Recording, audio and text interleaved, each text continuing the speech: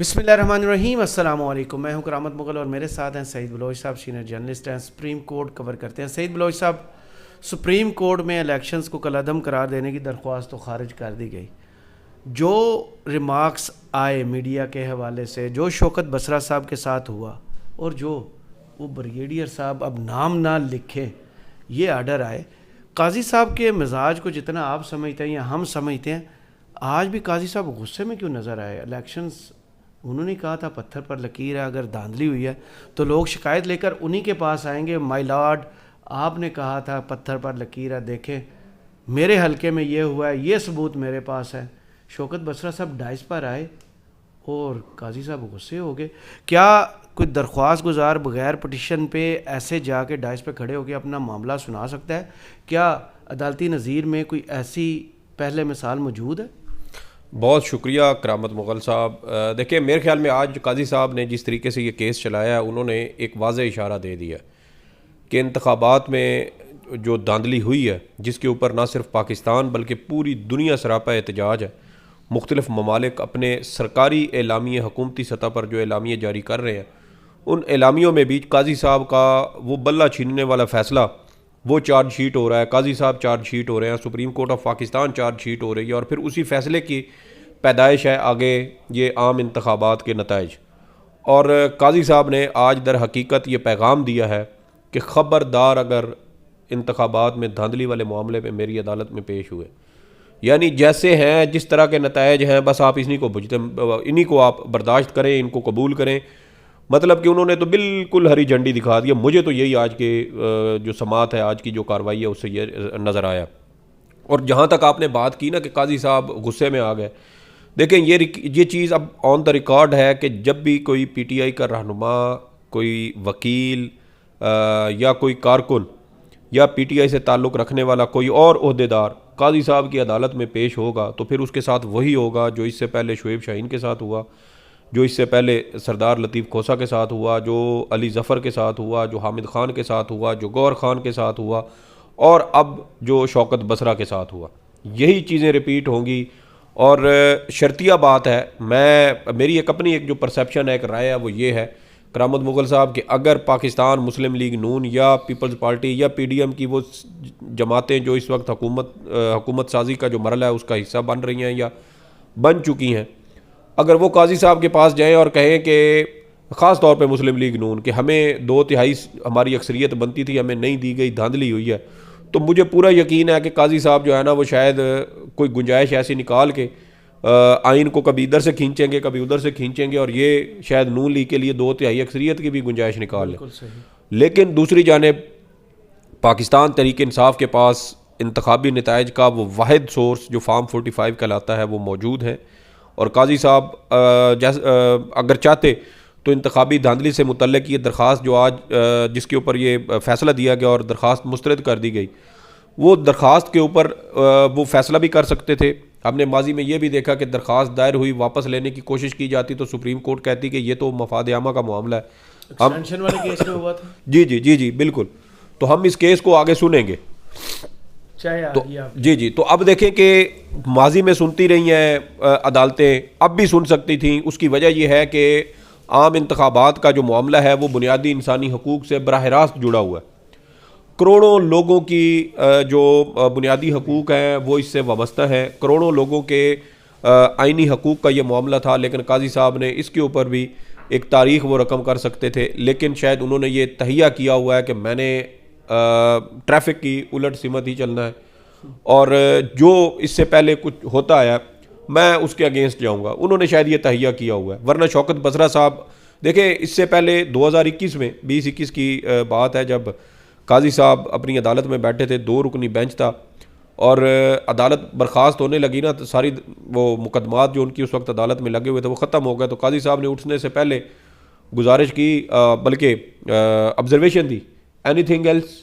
اچھا جی. تو اس وقت ہمارے اس وقت جو سینئر صحافی ابھی بھی سپریم کورٹ کی بیٹ کور کرتے ہیں, وہ ایک درخواست لے کے قاضی صاحب کی اس عدالت میں موجود تھے. میں بھی موجود تھا, ہمارے کچھ اور بھی صحافی دوست اس وقت وہاں پر موجود تھے, اور انہوں نے وہ فوراً سے وہ روسٹرم پر آئے اور قاضی صاحب کو کہا کہ اس طرح ملک میں ایف آئی اے صحافیوں کو ہراساں کر رہی ہے, اور صحافیوں کو نوٹس جاری کیے جا رہے ہیں, ان کو ایف آئی اے کی جانب سے اٹھایا جا رہا ہے اور ان کے خلاف کارروائیاں ہو رہی ہیں. تو آپ اس کے اوپر جو ہے نا, یہ ہماری درخواست ہے تو اس کو سنیں.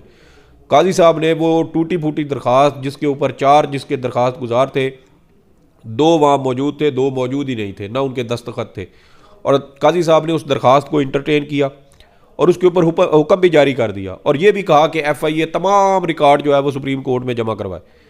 اور پھر 6 دن کے بعد 26 اگست کو, غالباً 26 اگست 2021 کو, اس درخواست کو دوبارہ سماعت کے لیے مقرر بھی کر دیا. حالانکہ عدالتی جو ایک طریقہ کار ہے کہ درخواست ایک طے شدہ طریقہ کار ہے کہ ایک پہلے دائر کی جائے گی, پھر وہ انسٹیٹیوشن برانچ میں جائے گی, پھر وہ اس کے اوپر نمبر لگیں گے, رجسٹرار آفس یہ بھی جائزہ لے گا کہ کیا اس کے ساتھ تمام متعلقہ دستاویزات موجود ہے یا نہیں ہے. یہ ساری چیزیں اس کے اوپر دیکھی جاتی ہیں. بعض اوقات اعتراضات لگتے ہیں, درخواست خارج ہو جاتی ہے. لیکن قاضی صاحب نے یہ ساری چیزیں بائی پاس کی اور اپنی عدالت میں ہی اس کے اوپر فیصلہ بھی, حکم بھی جاری کر دیا. اور آج جب اتنا اہم معاملہ تھا, شوکت بصرہ صاحب خود اس دھاندلی کا شکار ہو چکے ہیں. وہ اپنے حق کے لیے اگر چیف جسٹس کی عدالت میں پیش بھی ہوئے تھے, تو ہائی کورٹ کے لائر ہیں, ہائی کورٹ کے لائر ہیں, انہوں نے اپنا تعارف بھی کروایا, لیکن اس کے باوجود قاضی صاحب نے ان کو دھمکیاں دی ہیں. انہوں نے بظاہر انہوں نے یہ بتایا ہے کہ میں انصاف تو نہیں دے سکتا, لیکن میں سنگین نتائج کی دھمکیاں ضرور دے سکتا ہوں. اور انہوں نے آج سنگین نتائج کی دھمکیاں دی ہیں کہ دھاندلی کے معاملے پر میری عدالت میں پیش نہ ہونا, ورنہ توہین عدالت بھی ہوگی, اور اگر وکیل ہو تو پھر میں لائسنس بھی منسوخ کرواؤں گا. اور اس وقت سپریم کورٹ بار اور پاکستان بار کونسل اور سپریم کورٹ بار ایسوسی ایشن, یہ دونوں چیف جسٹس کے ساتھ نہ صرف یہ سیم پیج پر ہیں, بلکہ یہ دونوں ایک لائن پر ہیں. اس کی وجہ یہ ہے کہ جب صحافیوں کی جانب سے 13 جنوری 2024 کے بلے کے انتخابی نشان چھیننے والے فیصلے پر تنقید ہوئی, تو انہی 2 وکلا تنظیموں نے مطالبہ کیا کہ تنقید کرنے والوں کے خلاف کارروائی ہونی چاہیے. پھر حکومت نے ایک 6 رکنی جے آئی ٹی بنائی, اور اس 6 رکنی جے آئی ٹی نے ابتدائی طور پر 47 صحافیوں کو شو کاز نوٹس جاری کیے, اور ایف آئی اے نے ان کو طلب کی اور کہا کہ آپ کے خلاف یہ شکایات ہیں, آپ ایف آئی اے آفس میں پیش ہوں اور اس کے اوپر آ کے اپنی وضاحت دیں. اور پھر آپ دیکھیں کہ آج جو فیصلہ جاری کیا گیا اسی کیس میں, جو بریگیڈیئر علی والی تھی, اب قاضی صاحب جو ہے وہ پہلے انہوں نے کہا کہ سرکاری افسران جو ہے وہ اپنے نام کے ساتھ صاحب نہ لگائیں, پھر انہوں نے کہا کہ حافظ کا نام نہ لگائیں, پھر انہوں نے کہا کہ سردار نہ لکھے, ہاں عدالت عظمیٰ نہ کہیں, عدالت عالیہ نہ کہیں, پھر سپیریئر کورٹ نہ کہیں, یہ سپریم کورٹ ہے. پھر کہا کہ آپ اب انہوں نے کیا کہا کہ اب اپنے نام کے ساتھ بریگیڈیئر نہ لکھیں. تو یہ ان کے ٹوٹل وہ چونچلے ہیں, وہ مشغلے ہیں. ملک میں اس وقت جو ہے وہ عوامی مینڈیٹ پر ڈاکہ ڈالا گیا. اتنے بدترین انتخابات شاید پاکستان کی کیا دنیا کی تاریخ میں نہیں ہوئے ہوں گے.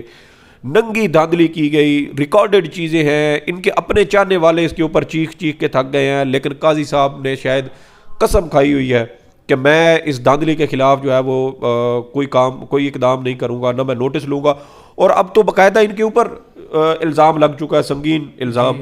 گریڈ 21 کا ایک حاضر سروس افسر نے ان کے اوپر الزام لگایا کہ یہ دھاندلی میں ملوث ہیں. اب دھاندلی کے اوپر ملوث ہونے کا اب تحقیقات ہوگی تو ساری چیزیں واضح ہوں گی. لیکن قاضی صاحب نے حالیہ دنوں میں جو فیصلے دیے, مثال کے طور پر انٹرویو میڈیا کو دیا, انہوں نے تو خود اس سے لا تعلقی کا اظہار کیا تھا. جی. اب دیکھیں وہ بھی ویسے پلانٹڈ ہمیں تو لگا تھا, کیونکہ جس وقت قاضی صاحب وہ معائنہ کرنے آئے تھے اور اس سے پہلے کچھ صحافی دوست وہاں پر موجود تھے, تو وہ مشکوک چیزیں ہیں. ہم اس کے اوپر بھی بات کر چکے ہیں کہ وہ بھی شاید میری اپنی جو ایک رائے ہے, میری رائے یہ ہے کہ وہ در حقیقت قاضی صاحب کو ان کا ایک موقف پیش کرنے کا وہ ایک طریقہ تھا, اور وہ طریقہ بھی بیک فائر ہوا, کیونکہ قاضی صاحب براہ راست میڈیا پر آ گئے تھے اور ان کو اس چیز کو اوائڈ کرنا چاہیے تھا. بہرحال ان کی مرضی ہے, وہ اس سے پہلے بھی میڈیا کو تو انہوں نے ٹھیک ٹھاک لتاڑا. دیکھیں میڈیا کی میرے خیال میں ایک وہ خبر ہفتے کو ہی چلی تھی کہ سپریم کورٹ میں اجلاس ہوا ہے, تو وہ اس وقت ہی ہمیں ویسے کنفرم ہوا تھا تھوڑی دیر کے بعد کہ یہ اس طرح کا کوئی اجلاس سپریم کورٹ میں نہیں ہوا, لیکن اس سے پہلے تقریباً سارے میڈیا کے اوپر وہ خبر چل چکی تھی. ہمارے بھی بہت سارے صحافی دوست ایسے ہیں جو خبر کے چکر میں وہ اس طرح کر دیتے ہیں, اور بہت سارے جو ججز تھے وہ اس وقت لاہور میں تھے, لیکن جب ہمیں چیزیں کنفرم ہوئی تو اس سے پہلے ہی تقریباً سارے میڈیا کے اوپر وہ خبر چل چکی تھی. بہرحال اب قاضی صاحب کا سارا زور اس بات پر ہے کہ بریگیڈیئر اپنے نام کے ساتھ بریگیڈیئر نہ لکھیں, اور ان کے مطابق کہ عدالت کا وقت ضائع ہوا, 5 لاکھ روپے جرمانہ کیا گیا, اور یہ بھی کہا گیا کہ یہ 5 لاکھ روپے جرمانہ جو ہے یہ سپریم کورٹ بار اور پاکستان بار کونسل میں برابر تقسیم کیا جائے, یعنی 2.5 لاکھ ان کو ایک کو دیا جائے, 2.5 لاکھ دوسرے کو دیا جائے. یہ وہ بارز ہیں جو اسلام آباد میں ہی اربوں خربوں روپے کی ایک ہاؤسنگ سوسائٹی چلا رہی ہیں. بہت سارے وکیل ایسے ہیں جو کروڑوں میں فیس لیتے ہیں, وکلا تنظیموں کو حکومتوں سے کروڑوں روپے ملتے ہیں. لیجنڈ ہوٹل کی عمارت اسی سپریم کورٹ بار کے پاس ہے, سالانہ اس کا جو ہے وہ کروڑوں روپے اس کا وہاں سے رینٹ اکٹھا ہوتا ہے, لیکن اس کے باوجود جی کہ 5 لاکھ روپے جو ہے وہ آپ وکلا تنظیموں کو جمع کروائیں. اس سے پہلے تو ہم نے تو یہ دیکھا ہے کہ جب بھی عدالت کو جرمانہ کرتی تھی تو وہ کہا جاتا تھا کہ ایدی فاؤنڈیشن میں جمع کروائیں, اور ایدی فاؤنڈیشن میں جمع کروانے کے بعد رسید رجسٹرار آفس کو جمع کروائی جاتی تھی. قاضی صاحب نے اب ایک نئی روایت شروع کی, ایک نئی ریت شروع کر رہے ہیں جو اس سے پہلے نہ آج تک دیکھی گئی نہ سنی گئی. لیکن وہی بات ہے کہ انہوں نے کوئی چیز میرے خیال میں آئین اور قانون کے مطابق نہیں کرنی, جو عوام کے بنیادی حقوق ہیں اس کا تحفظ نہیں کرنا. کروڑوں لوگوں سے پہلے انہوں نے ان کا انتخابی نشان چھینا, ملک کی سب سے بڑی سیاسی جماعت کو عام انتخابات سے باہر کیا, اور پھر اب فیصلہ وہ دیا کہ دھاندلی کے حوالے سے کہ اگر سپریم کورٹ میں ایک درخواست آئی بھی ہے, اچھا وہ اگر درخواست گزار بیرون ملک ہے تو سپریم کورٹ خود جاننے کی کوشش کر لے کہ بھئی آپ یہ سب کچھ کیوں, یہ بندہ ہو سکتا ہے اس کو باہر بھجوایا گیا. تاحیات نااہلی کے لیے اشتہار دیا گیا تھا. جی جی بالکل اشتہار دیا گیا تھا, اور کہا تھا کہ لوگ فریق بن سکتے ہیں. 2 بندے تھے. ہاں بالکل بالکل بالکل, یہی ادھر پورا ملک ہے, پورا ملک ہے, کروڑوں لوگ ہیں, کروڑوں ووٹرز ہیں. دیکھیں پی ٹی آئی کے صرف رجسٹرڈ ممبران جو ہے نا سر, رجسٹرڈ ممبران وہ 8,37,625 کے قریب ہے. 2.5 کروڑ ووٹ جو پڑا ہے, جی 2.5 کروڑ ووٹ پڑا ہے. اور اگر جو لوگ اس وقت پولنگ اسٹیشن کے باہر موجود تھے اگر ان کو بھی ووٹ ڈالنے دیا جاتا تو شاید یہ تعداد 3-3.5 کروڑ تک پہنچ جاتی. لیکن قاضی صاحب نے اس پر آنکھیں بند کی ہوئی ہیں. ہم پہلے ہی کہتے تھے خط لکھ سکتے ہیں نا, قاضی صاحب کو خط لکھ دیں سپریم کورٹ کے. سر کوئی فرق نہیں پڑے گا. میں کہتا ہوں کہ پوری پی ٹی آئی کو سپریم کورٹ کے سامنے شرائع دستور پر کھنڈی چھری کے ساتھ آپ ذبح بھی کر دینا تو قاضی فائز عیسیٰ جس کا نام ہے نا, وہ شخص اس کے اوپر نوٹس نہیں لے گا اور نہ اس کے اوپر کوئی کارروائی کرے گا. آپ کن چکروں میں ہیں؟ جس بندے نے کام کرنا ہوتا ہے وہ ابتدائی چند دنوں میں ہی اس کا پتہ چل جاتا ہے, اور جنہوں نے کام نہیں کرنا ہوتا یہ تو ابھی آپ دیکھ رہے ہیں نا. دیکھیں پی ٹی آئی کا جھگڑا چل رہا تھا اسٹیبلشمنٹ کے ساتھ. اسٹیبلشمنٹ نے پی ٹی آئی کو الیکشن سے آؤٹ کرنے کے لیے سارے جو ہیں وہ حربے اور جو طریقے تھے وہ آزمائے. سپریم کورٹ جو ہے وہ درمیان میں آ کے اچانک بلے کا انتخابی نشان چھین لیتی ہے. تو کیا پھر ایک عام پاکستانی یا میں بطور صحافی یہ سمجھنے کے اس بات پر جو ہے یہ تاثر لینے میں آزاد نہیں ہوں کہ سپریم کورٹ بظاہر اسٹیبلشمنٹ کے ساتھ ایک پیج پر ہے اور وہ ملک کی سب سے بڑی سیاسی جماعت کو ٹارگٹ کرنے کی کوشش کر رہی ہے. تو مجھے تو اس میں یہی جھلک نظر آئی. اور قاضی صاحب چاہتے تو اس کیس اس درخواست کی بنیاد پر کہ جی ٹھیک ہے درخواست گزار نے درخواست دائر کی, اس کیس کو بڑے پیمانے پر لے جاتے, کہتے ٹھیک ہے اس نے درخواست واپس لینے کے کہا ہے, ہم اس کی درخواست اس کو واپس کر دیتے ہیں, خارج کر دیتے ہیں, لیکن عدالت یہ معاملہ ٹیک اپ کرے گی. ہاں ٹیک اپ کرے تاکہ ملک میں جو عدم استحکام ہے وہ ختم ہو. اور قاضی صاحب آپ کی واہ واہ ہوگی. اگر مینڈیٹ جو چوری شدہ ہے اگر وہ غلط ہے تو آپ صحیح کر دیں, اگر وہ غلط کلیم کیا جا رہا ہے تب بھی آپ کے سامنے حقیقت آ جائے گی. واہ واہ دونوں صورتوں میں سپریم کورٹ کی ہوگی. بہت شکریہ سعید بلوچ صاحب آپ کے تجزیے کا.